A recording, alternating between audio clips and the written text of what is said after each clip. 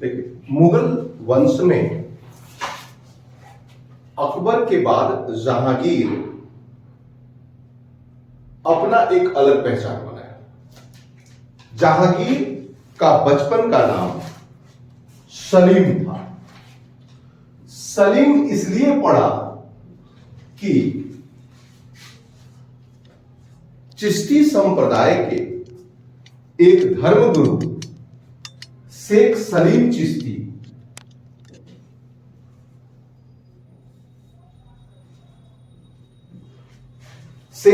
चिश्ती के आशीर्वाद से सलीम का जन्म हुआ, यानी जहांगीर का। इसलिए अकबर इसे जहांगीर को शेखू बाबा बुलाते थे। अकबर की मृत्यु के बाद 1605 ईस्वी में, यानी 1605 एडी में ये गद्दी पर बैठा और 1627 तक ये शासक बना रहा। सबसे पहले जीवन परिचय जाने।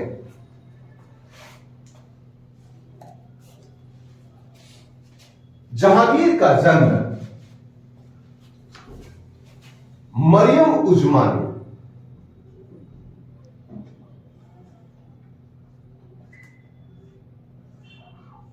यह एक टाइटल था। मरियम उजमानी उसे कहते हैं कि वे रानी जिसका पहला पुत्र माने पहली संतान पुत्र हो, उन्हें यह उपाधि दी जाती थी मरियम उजमानी। तो मां का नाम मरियम उजमानी था। 1569 एडी में जहांगीर का जन्म हुआ। जहांगीर का पहला विवाह शाह बेग या मान सिंह की बहन थी, शाह बेग से हुआ, जिससे उत्पन्न पुत्र खुसरो था। इसका दूसरा विवाह जगत गोसाई, वास्तव में यही जोधाबाई है।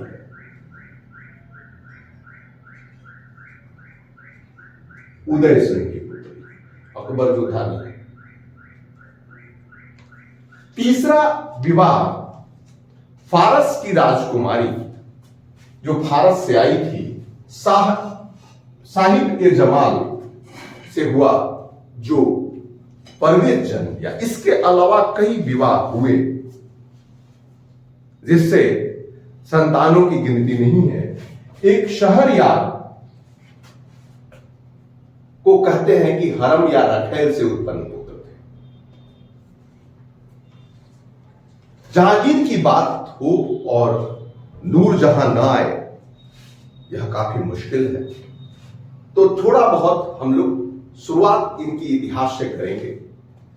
सबसे पहले हम लोग जाने कि जहांगीर कैसे शासक बना जब उनके 4 पुत्र थे।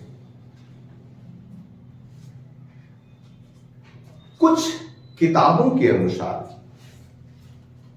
इतिहासकारों ने कहा कि 1601 ईस्वी में खुसरो द्वारा विद्रोह किया गया।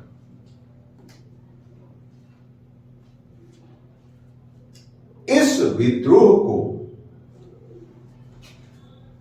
दबाया गया। इस विद्रोह में सिखों के 5वें गुरु अर्जुन देव, आपको बता दें कि सिख तभी से इनसे नाराज हो गए। अकबर के काल तक ये जो आपका अकबर द्वारा 400 एकड़ जमीन दी गई और बना हुआ है, यानी मुस्लिम और सिख के संबंध अच्छे थे।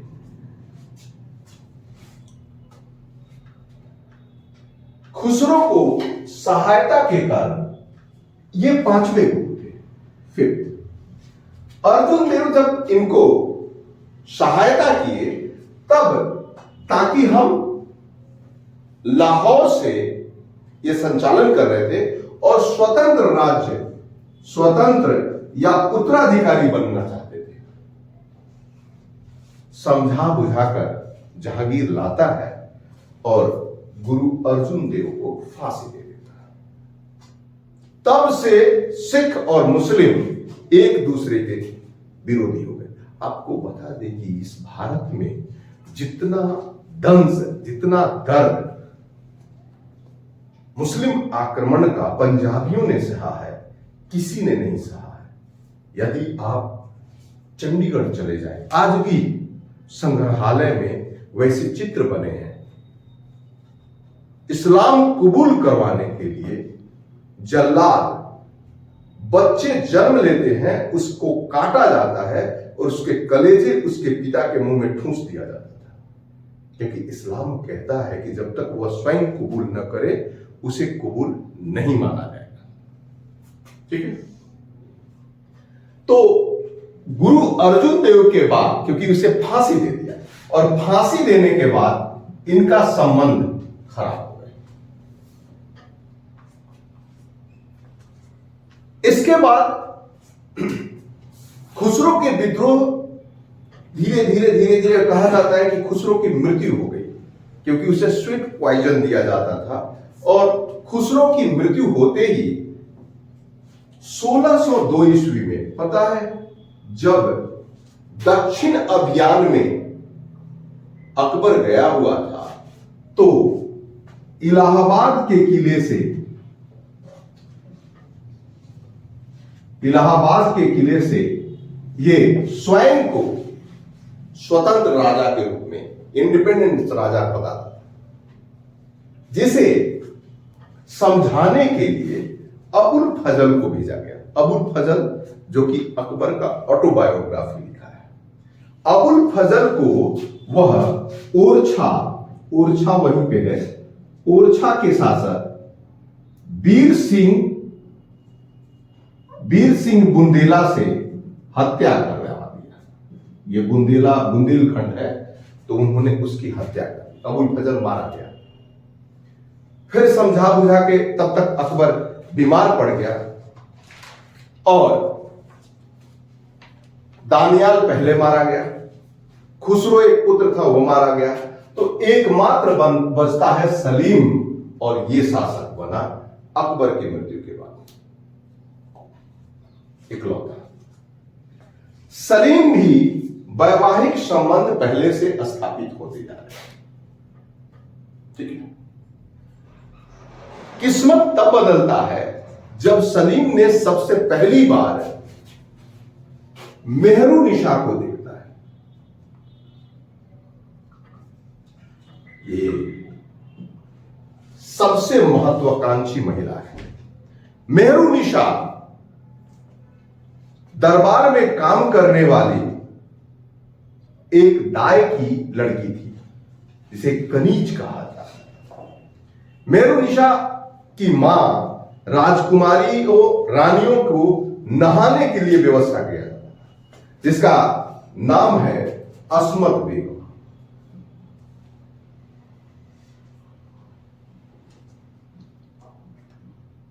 ये जो गुलाब जल आप इस्तेमाल करते हैं, उस इत्र के, गुलाब के इत्र इसी ने बनाया, गुलाब जल आविष्कर्ता है। इनके पिता मिर्जा गयास बेग, जिसे बाद में उपाधि मिली एतमा तू दौला। एतमा तू दौला इसलिए याद करिए क्योंकि यह पहला व्यक्ति है जिसका मकबरा संगमरमर का है, मार्बल का, सफेद मार्बल, सफेद संगमरमर मकबरा बना। और ये एतमातुद्दौला का ही मकबरा का कॉपी किया गया सफेद संगमरमर ताजमहल।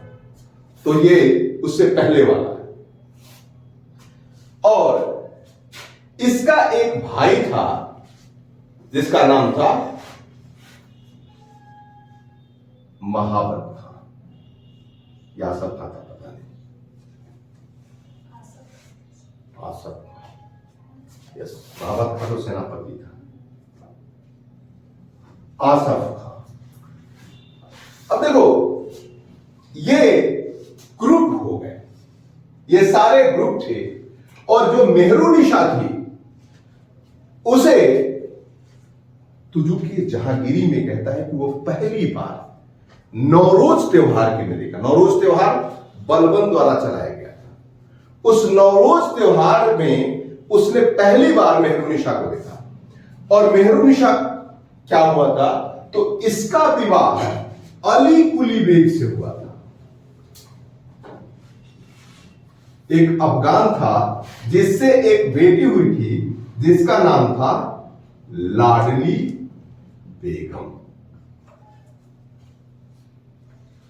1611 ईस्वी में 1611 में मेहरुनिशा से निकाह करता है। अब मेहरुनिशा का नाम रखते हैं शुरू में नूर ए महल। नूर का मतलब होता है रोशनी, महल की रोशनी। अब ये महल तुरंत बदल गया और जहां हो गया, और तब से इनका नाम था नूरजहां। ये अत्यंत सातिर औरत थी। अब इनमें देखिए कि खुसरो को समाप्त होने के बाद ये खुर्रम, यानी कि शहजादा खुर्रम, ये जनाब जो शहजादा खुर्रम थे, ये मेहरुनिशा के साथ रहते थे। और तो और उन शाहजहां यही थे। और शाहजहां के 4 पुत्र, ये शाहजहां के 4 पुत्र थे। शाहजहां के 4 पुत्र थे। पहला था दारा शिकोह, दूसरा था औरंगजेब, तीसरा मुराद और शाह शुजा। 3 बेटियां थी, रोशन आरा, जहां आरा और आलम आरा। चलिए यहां हम बात करेंगे पहले। तो 1616 में विवाह हुआ और इसने क्या किया, एक ग्रुप बनाया। इस ग्रुप में मां, पिता, भाई और खुर्रम यानी कि शाहजहां। अब 1616 से 1627 तक सारा शासन नूरजहां के हाथ में हो गया। नूरजहां जैसे राजा महाराजा आते थे तो अपनी पत्नी को बाएं में बैठाते थे, वैसे साथ में बैठने लगे। यहां तक कि जो फरमान जारी होते थे उस फरमान में नूरजहां के मुंह चलते थे। विदेश से आने वाले व्यापारी वर्ग नूरजहां से मिलते थे। जब अंग्रेज, पुर्तगाली इसी समय आना चालू हो गए थे। हॉकिंस, कैप्टन हॉकिंस 1608 में अकबर के दरबार में आया था, लेकिन अकबर तो थे नहीं, तो ये जहांगीर के दरबार में आया हॉकिंस। इसके बाद 1615 में सर थॉमस रो आया। सर थॉमस रो आया। जहांगीर 1 नंबर का शराबी था। उसके शराब पीने से उसकी एक पत्नी मना कर रही थी, और जब नहीं माना तो ये आत्महत्या कर। उसका नाम था मानबाई। मानबाई अधिक शराब पीने के कारण आत्महत्या कर दी, लेकिन कोई फर्क नहीं पड़ता। ये शराब चित्रकार बहुत है, मंसूर, बसावन, दसवंत, ऐसे चित्रकार। स्वयं इनके बारे में कहा जाता है कि जब एक चित्र को तीन चार से अधिक पेंटर मिलकर एक ही पक्षी को बनाएं अलग अलग पार्ट, तो इतनी बारीक समझते थे कि बता सकते थे जहांगीर कि किसने उसकी पक्षी को चोंच बनाई है, किसने पैर बनाया है, किसने पंख बनाया है। मतलब बहुत अच्छे चित्र बनाते थे। जहांगीर ने जब गद्दी पर बैठे तो अपने पिताजी द्वारा जारी मैक्सिमम रूल को समाप्त कर दिया और 15 नए फरमान जारी किए। इन्होंने न्याय की जंजीर लगाई। न्याय की जंजीर क्या था? तो जमुना नदी के किनारे आगरा में जो आगरा किला है वहां से लेकर और जमुना के तट तक सोने की जंजीर से बंधी हुई घंटी था और कोई भी कभी भी न्याय के लिए गुहार लगा सकता था। किसी को संतरी जाने देगा तब न बजाने के लिए। इसके बाद इसने जो सैनिक थे उनमें दो अलग अलग वैरायटीज जारी किया। एक अस्पा, द्विअस्पा और सिंह अस्पा। ये क्या था? तो ये घुड़सवार थे। एक घुड़सवार और एक आदमी, माने एक घोड़ा एक आदमी, दो घोड़ा एक आदमी, एक घोड़ा दो आदमी। यानी घोड़ा के साथ आप आते हैं तो पेमेंट एक घोड़ा का और एक आदमी का मिलेगा। इसमें आपका घोड़ा का भी मिलेगा और घोड़ा आदमी, और इसमें एक आदमी कभी वो पैदल चलेगा कभी वो घुड़सवार होगा। इस तरह से पेमेंट दे देते हैं।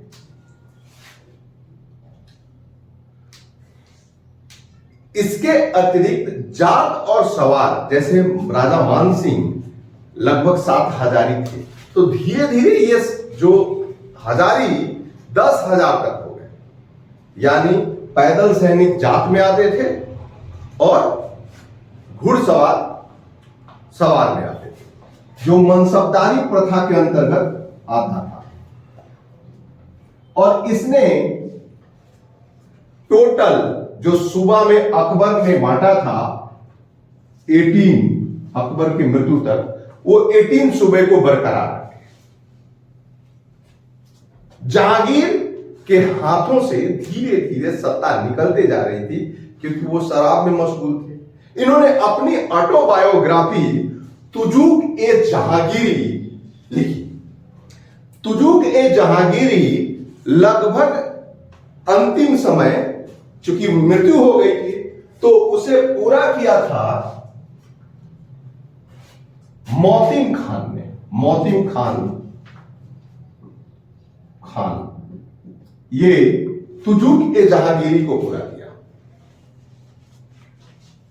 और यह एक अच्छा स्रोत भी रहा है जो कि जहांगीर के इतिहास को बताने के लिए। जहांगीर के अंतिम समय अच्छे नहीं थे क्योंकि उनके सेनापति